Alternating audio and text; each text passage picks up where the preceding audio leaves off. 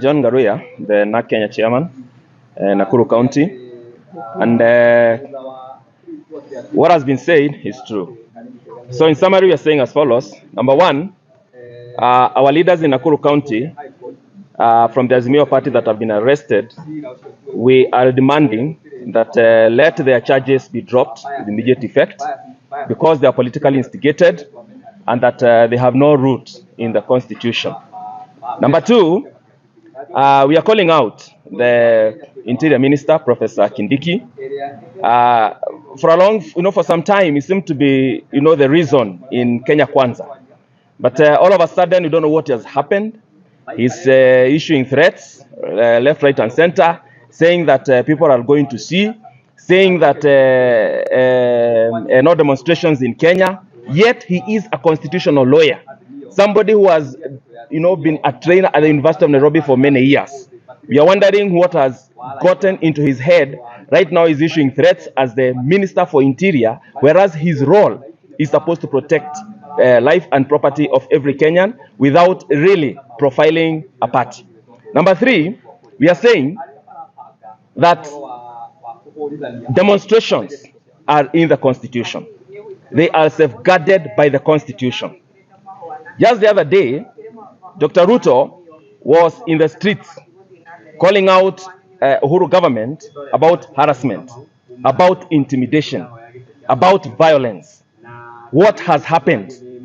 So the same way, a few months ago, he was on the other side. Let him also know that very soon the food could also be on the other side. And therefore, protection of the constitutional rights should be uniform, should be equal, should be all. So that wherever you find yourself in future, you are protected. Number four, let us stop sideshows. It is clear that the problem in this country is high taxes, it is hunger, it is unemployment. Let the government not add the burden on taxation. That is where the core is. Let us don't add taxes on the population that is already growing. And also ensure that there is food for people. You cannot tell them that they're going to eat after 6 months.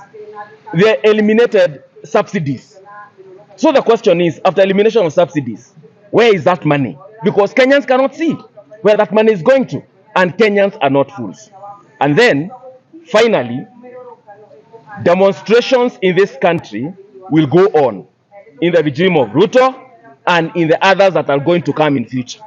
So, it looks very bad when a president today says no demonstration. He said that one last week. In fact, he was on record saying that no loss of life. 13 lives have been recorded. 13 lives. Whereas he issued a very stern instruction that no deaths, promise that no deaths will be. Now, he has issued another one. There will be no demonstration. What happens if there is a demonstration on Thursday? What happens if there is a demonstration on Friday and Saturday and in future? What is going to happen? So we are saying in short that the government, or rather Ruto, Dr. Ruto, should put his house in order. Let him not issue things that are not, that are not backed by the law. Yes. And finally, very unfortunate incident. Just the end of last week, a violence meeting is being arranged in State House. The president is calling his troops, wherever he is. He is calling his troops to State House and telling them, organize goons, organize criminals in your respective counties, in your respective constituencies. Come out and fight. Really? Such meetings being organized in State House. We are watching him, and he should know that he's not the first one. There are so many others in the world who have followed that route, and we can see where they are. The police are paid by taxpayers across Kenya to protect property and life for all Kenyans. What is he telling people to come out and defend themselves? How is that? We are alarmed by those statements. In fact, even when you look at the media stations and you find the Kenya Kwanza MPs and so on, that is what they're propagating. And we are we are wondering, we are alarmed at such statements. So such things should be stopped. The drum beats should be lowered, and Kenya Kwanza should come to the reality. Let them read Hans Morgenthau, the 6 principles of political realism. Kwa majina naitwa Johnson Kireru Mwangi. Mimi ni kiongozi tena mfanyabiashara Nakuru County. Na kulingana na vile viongozi wengine wameongea, tumekadhabishwa ama tumekasirishwa na mambo ambayo serikali inafanyia Wakenya. Wakenya wote wanalia kuna shida ya vitu kuongezeka. Inflation is so high. Na ningetaka hao viongozi ambao wanaongea, hata waziri wa fedha atuelezee vizuri. Pesa ambayo anayokopa kutoka kwa investors ama financial institutions za Kenya, and at what rate, ni rate gani anapeana? Sababu he floated a board of it last week at a rate of 16.8%. Whereas banks zinapea raia at 18%. So banks zina prefer kukopesha serikali kuliko kukopesha raia. Ndio naona raia akiingia, mwananchi akiingia kwa bank, hii wiki anaambiwa pini yako si mzuri, leta next week. Kitambulisho yako ionekani vizuri, inachukua miezi 6. Kwa sababu bank haziwezi patia wananchi pesa, sababu kuna other options ambazo they are risk free, ambazo ambayo ni serikali ambayo inakopa through boards.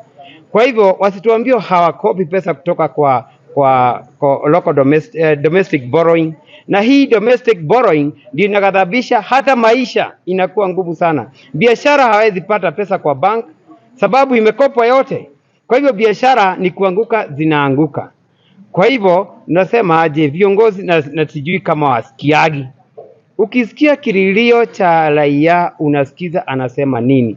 Si kushinda ukisema ati tutawaua, tutawafanyia nini. Address the issue. Right. Kama wewe ni kiongozi, address the issue. Niliona mkutano mwingine hapa wamefanya juzi, wanataja jina Raila sijui mara 40. Kila kiongozi, hakuna kitu kingine iko kwa kichwa Raila. Welezo wa Kenya wako na malilio, gharama ya maisha imekuwa juu. Address the issue. Ukiaddress hiyo issue, hakutakuwa na maandamano na vitu zingine. Kwa hivyo viongozi wetu watoke kwa kulewa na kisiasa, warudi nomo. Wakikuwa nomo, watasikiza raia wanasema nini.